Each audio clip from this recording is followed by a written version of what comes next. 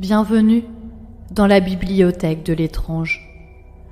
Parmi ces rayonnages oubliés repose un livre poussiéreux, celui d'un héritage aux ombres persistantes. Parfois, ouvrir une simple porte, c'est ouvrir la page d'un livre dont on ne ressort jamais.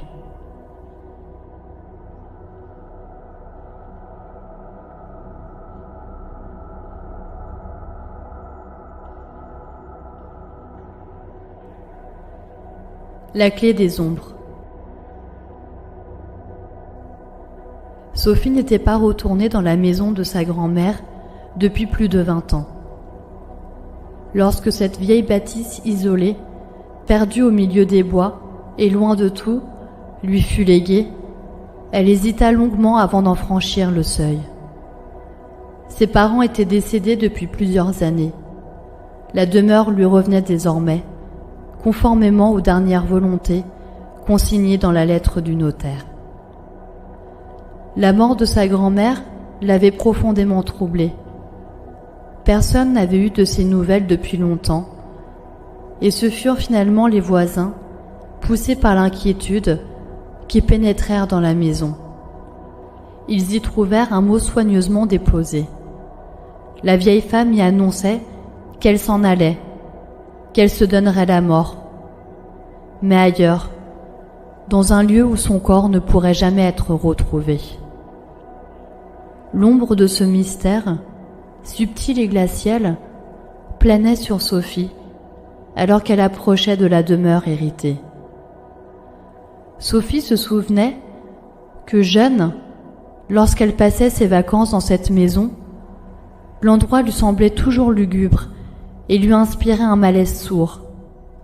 Et pourtant, elle s'entendait merveilleusement bien avec sa grand-mère, partageant des instants précieux au détour des pièces sombres et des recoins oubliés.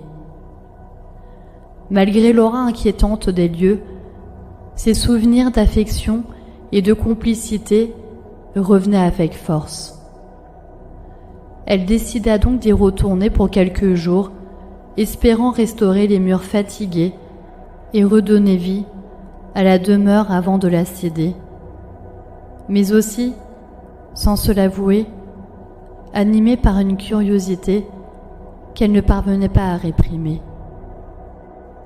Lorsqu'elle franchit à nouveau ce seuil oublié, la maison était figée dans le temps. Les meubles couverts de drap blanc, la poussière accumulée comme une seconde peau. Au centre du salon, posé bien en évidence sur une table nue, luisait un petit objet, une clé. Un mot l'accompagnait, jauni, trempé d'encre, comme par une main fébrile. Que celui qui lit ces mots la cache à jamais. Ce n'est pas un héritage, mais une malédiction. Sophie sentit un frisson glacé courir le long de sa nuque. Elle relut les mots plusieurs fois, espérant y voir une exagération, une métaphore, une folie d'autrefois. Ridicule, juste un délire superstitieux, tenta-t-elle de se convaincre.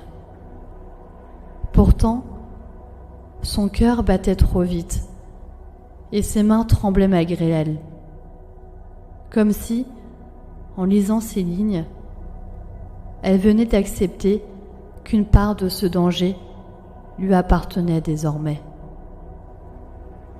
La première nuit, Sophie dormit mal. Le silence de la maison était interrompu par un grincement régulier, comme un souffle d'air à travers une serrure.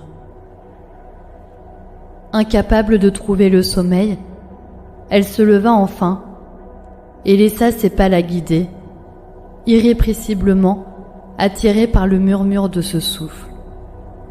Au bout du chemin, elle découvrit une porte qu'elle n'avait jamais remarquée enfant, dissimulée derrière une vieille armoire.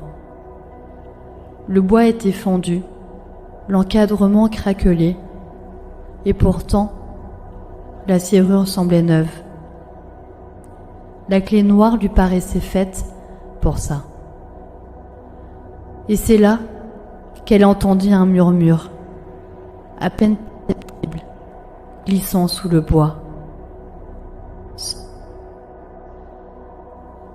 Terrifiée, Sophie regagna sa chambre, s'efforçant de calmer son esprit et se jurant de quitter cet endroit au plus vite. Tout va bien. C'est simplement mon imagination, Sophie. Ce ne sont que de vieux souvenirs, des terreurs d'enfant de cette maison, capable de maîtriser. Chaque nuit, le murmure revint. Sophie tentait de s'occuper, de réparer la maison, de trier les affaires de sa grand-mère. Mais ses yeux revenaient sans cesse vers l'armoire et la porte derrière elle. La voix insistait, douce et persuasive. Un seul tour de... Juste un instant. Le plus étrange était le changement dans les miroirs de la maison. Chaque reflet semblait légèrement en retard, comme si une autre Sophie imitait ses gestes avec une fraction de seconde de décalage. Dans ses rêves, cette autre version lui tendait la clé en souriant. La 4e nuit, Sophie céda. Elle déplaça l'armoire, inséra la clé et tourna. La serrure céda dans un claquement sec. Derrière la porte, pas de pièce. Rien qu'un noir absolu, épais, vibrant, comme une mer sans fond. Tant, au cœur de cette obscurité, quelque chose bougeait. Puis soudain, 2 mains pâles apparurent, s'agrippant au cadre de la porte, comme si quelqu'un ou quelque chose cherchait à franchir le seuil. La voix devint plus claire, et ce n'était plus un murmure, mais la sienne, son propre timbre, répété avec une intensité glaciale. « Tu m'as enfin libérée. » Sophie recula et voulut refermer la porte, mais trop tard. Une silhouette identique à la sienne sortit lentement du noir. Même visage, même vêtements, mais avec ce sourire figé et glacé qui n'était pas le sien. La clé glissa des mains de Sophie, tombant au sol avec un bruit métallique. La porte se referma d'elle-même, ne laissant plus qu'un silence étouffant. La nouvelle Sophie ramassa la clé, la glissa dans sa poche et leva les yeux vers elle. Ses gestes étaient lents, mesurés, comme si elle avait toujours habité cette maison mieux que Sophie elle-même. Sophie voulut reculer, mais ses pieds semblaient collés au sol. Son cœur battait si fort qu'elle attendait presque ses propres pulsations dans le silence oppressant. Elle tenta de crier, mais aucun son ne franchit ses lèvres. La nouvelle Sophie s'approcha lentement, et dans le regard qu'elle posa sur elle, Sophie aperçut, dans une brume mouvante, les échos de ses frayeurs d'autrefois, mêlés aux failles qu'elle croyait oublier. C'était elle. Et pourtant, ce n'était pas elle. Un léger courant d'air fit basculer une vieille photo sur la table près de la porte. Une image d'enfant, Sophie petite, souriante, mais déjà inquiète. La nouvelle Sophie la ramassa et caressa la surface glacée. Sophie sentit son corps s'alourdir, comme si le poids de ses souvenirs et de la maison elle-même la retenait. Puis un vertige la saisit, et tout autour d'elle se brouilla. Lorsqu'elle rouvrit les yeux, elle était debout, immobile. Le silence de la maison pesait sur elle. Autour d'elle, les ombres semblaient se resserrer. Et c'est alors que Sophie comprit. Elle comprit qu'elle venait d'être enfermée derrière cette porte.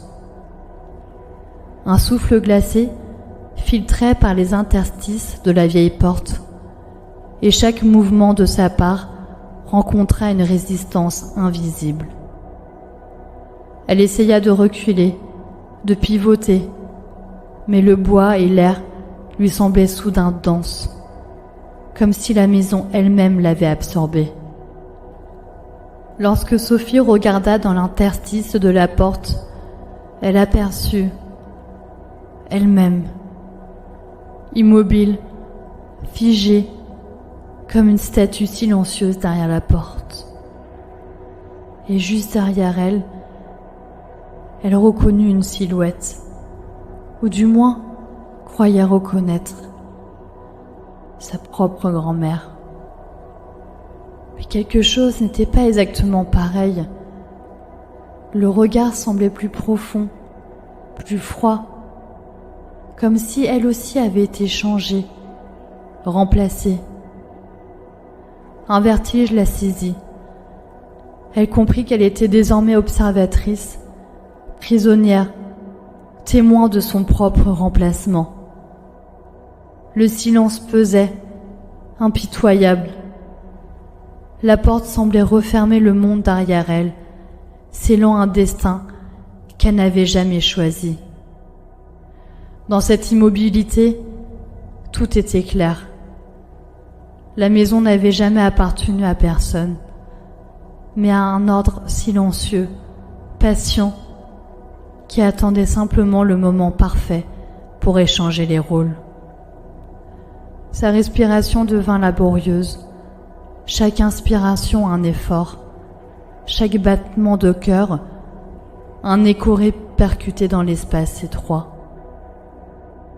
Elle sentit ses vêtements collés à sa peau, la poussière des siècles piquait dans sa gorge et la pénombre pesait sur ses paupières.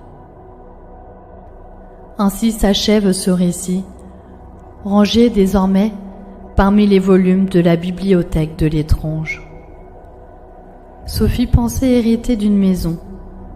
En vérité, elle a hérité d'un rôle, celui que la demeure attendait patiemment depuis des décennies. Une clé, une porte interdite et le silence d'un remplacement parfait. Car dans cette bibliothèque, certains récits s'écrivent et se réécrivent sans fin. Et les personnages, eux, ne savent jamais quand leur dernière page sera tournée.